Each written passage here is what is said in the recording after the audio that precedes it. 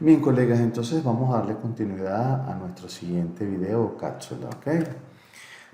Siguiendo con el tema de la evaluación del desempeño, vamos entonces a entrar un poquito más en el tema de los métodos tradicionales, ¿verdad? Eh,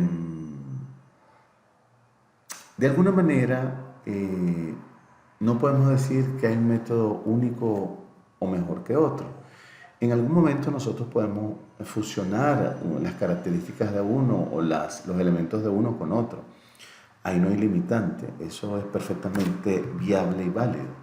Lo que sí debemos tener bastante cuidado es que tal vez cuando yo quiero fusionar un método con otro método, debo estar bien claro de eh, a qué cargos, qué roles o qué procesos eh, van dirigidos unas preguntas o un modelo especial de evaluación. Pero es perfectamente válido que yo lo pueda combinar, ¿ok? Entonces, vamos a hablar un poco del método de escala gráfica, ¿verdad? Es el más utilizado, es el tradicional, es el que se hace perfectamente comprensible, ¿verdad? Es bastante simple. Básicamente está constituido por una columna, una línea horizontal o una fila donde coloco la escala, es decir, el grado de cumplimiento por parte del trabajador de sus objetivos y funciones. Y hay una columna, la parte vertical, donde están las preguntas relacionadas al desempeño que yo ando buscando medir, ¿verdad? Eh, por supuesto que hay que definir unos factores, es decir, los factores van a ser tanto la escala como el conjunto de preguntas que me van a permitir a mí, como les dije hace un momento, definir las preguntas que yo quiero formular para tratar de dar con el resultado de este colaborador. Este es un ejemplo de una escala gráfica. Como verán, en la parte superior van datos personales.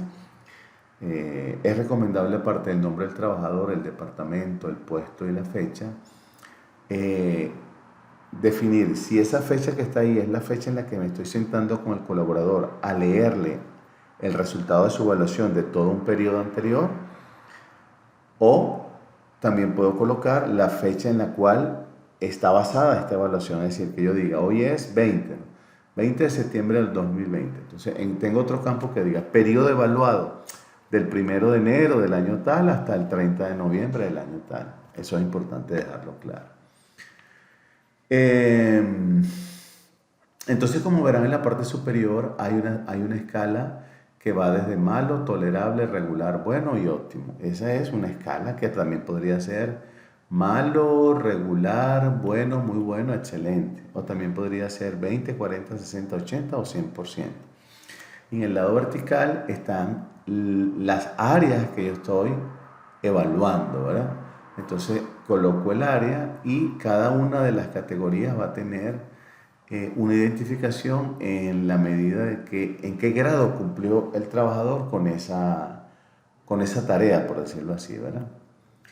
En este caso, fíjense que la escala está agrupada al contrario, entonces ahora es creciente, desde 1, 2, 3, que es inadecuado, del 4 al 6 apenas aceptable, del 7 al 10 satisfactorio pero nada especial, es decir, estándar, del 10 al 12 está por encima y del 13 al 15 sobresale, ¿verdad?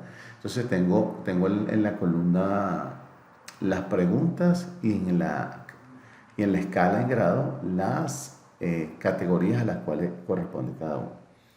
Es importante resaltar, señores, que para que esto sea exitoso, ustedes durante el tiempo que estén evaluando, es decir, si van a evaluar 10 meses, 11 meses, un año, deben tener un proceso de registro del desempeño periódico de su colaborador, porque de lo contrario se va a convertir en una evaluación cualitativa, es decir, de lo que yo más me acuerdo es lo que yo puedo reflejar y lo demás va a depender de la relación que yo tengo con ese colaborador. Entonces, eso no es ético, ¿ok? Eh, Algunas ventajas ofrece a los evaluadores un instrumento fácil de entender, aplicar y desarrollar. De una manera general puedo ver el avance o desempeño del colaborador. y es bastante simplificada, es decir, no tiene mayor complejidad que tanto el colaborador como el gerente de línea la puedan aplicar. Algunas desventajas: no hay flexibilidad, puede estar sujeto a algunas distorsiones, ¿verdad? Porque muchas veces uno tiende a generalizar como evaluador. Podemos caer en rutinas en la empresa de que es la misma por muchos años y entonces no se logran identificar otras variables que están relacionadas con el cargo o incluso un valor agregado que el colaborador esté dando. No se refleja en la evaluación, por lo tanto no se toma en cuenta, ¿verdad? Vamos a tener que luego generar estadísticas para poder decir en qué porcentaje el trabajador cumplió, ¿verdad? Y normalmente el líder tiene la oportunidad de hacer ajustes a los resultados, pues, porque es muy sencilla y fácil de manipular. Es importante también recordar que hay que manejarla con sumo cuidado, de tal manera que no hayan desviaciones como, por ejemplo, lo que se denomina criterios nebulosos, ¿verdad? Es factores que permiten distintas interpretaciones. Entonces, la frase que formula la pregunta debe ser bien clara. El efecto halo es esa influencia que tiene, ¿verdad? El evaluado en función de la relación que tiene con el colaborador. No es igual evaluar a la secretaria que evaluar al hijo del dueño. Es totalmente distinto, ¿verdad?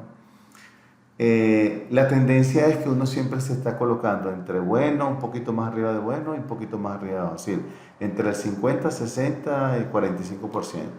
Entonces, no es que no sea ético, es que el método así lo facilita. De alguna manera el gerente de línea es benévolo, es condescendiente, mientras que otros procesos, otros métodos son mucho más rigurosos. Y de alguna manera genera prejuicios, es decir, tanto por sexo, edad, religión o cualquier otro factor que afecte las relaciones entre el colaborador y el gerente de línea. Bueno, con esto llegamos al final de esta cápsula. Procedo a prepararles la siguiente, ¿ok? Gracias.